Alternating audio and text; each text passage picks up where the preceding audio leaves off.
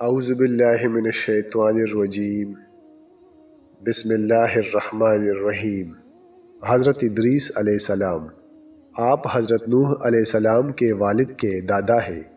حضرت آدم علیہ السلام کے بعد آپ ہی پہلے رسول ہیں۔ آپ کے والد حضرت شیث بن آدم علیہ السلام ہیں۔ سب سے پہلے جس شخص نے قلم سے لکھا وہ آپ ہی ہیں۔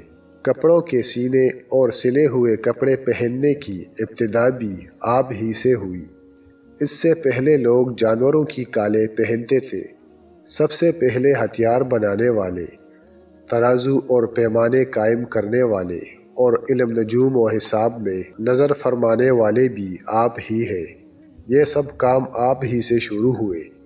اللہ تعالیٰ نے آپ پر 30 صحیفے نازل فرمائے اور آپ اللہ تعالیٰ کی کتابوں کا بکثرت درس دیا کرتے تھے، اس لیے آپ کا لقب ادریس ہو گیا، اور آپ کا یہ لقب اس قدر مشہور ہو گیا کہ بہت سے لوگوں کو آپ کا اصلی نام معلوم ہی نہیں۔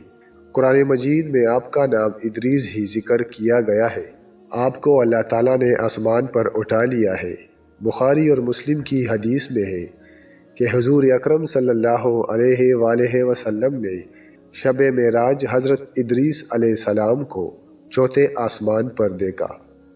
حضرت کعب احبار رضی اللہ تعالی عنہ وغیرہ سے مروی ہے، حضرت ادریس علیہ السلام نے ملک الموت سے فرمایا کہ موت کا مزہ چکھنا چاہتا ہوں، کیسا ہوتا ہے؟ تم میری روح قبض کر کے دکھاؤ۔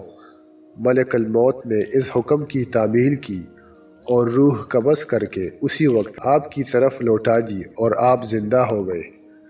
پھر آپ نے فرمایا کہ اب مجھے جہنم دکھاؤ تاکہ خوف الہی زیادہ ہو۔ چنانچہ یہ بھی کیا گیا۔ جہنم کو دیکھ کر آپ نے داروغہ جہنم سے فرمایا کہ دروازہ کھولو، میں اس دروازے سے گزرنا چاہتا ہوں۔ چنانچہ ایسا ہی کیا گیا اور آپ اس پر سے گزرے۔ پھر آپ نے ملک الموت سے فرمایا کہ مجھے جنت دکھاؤ۔ وہ آپ کو جنت میں لے گئے۔ آپ دروازوں کو کھلوا کر جنت میں داخل ہوئے۔ تھوڑی دیر انتظار کے بعد ملک الموت نے کہا کہ اب آپ اپنے مقام پر تشریف لے چلیے۔ آپ نے فرمایا کہ اب میں یہاں سے کہیں نہیں جاؤں گا۔ اللہ تعالیٰ نے فرمایا کل نفس ذائقۃ الموت، تو موت کا مزہ میں چکھ ہی چکا ہوں۔ اور اللہ تعالیٰ نے فرمایا کہ وَإِن مِّنكُمْ إِلَّا وَارِدُهَا، کہ ہر شخص کو جہنم پر گزرنا ہے، تو میں گزر چکا، اب میں جنت میں پہنچ گیا۔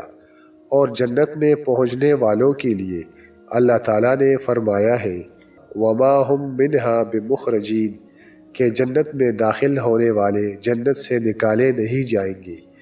اب مجھے جنت سے چلنے کے لیے کیوں کہتے ہو؟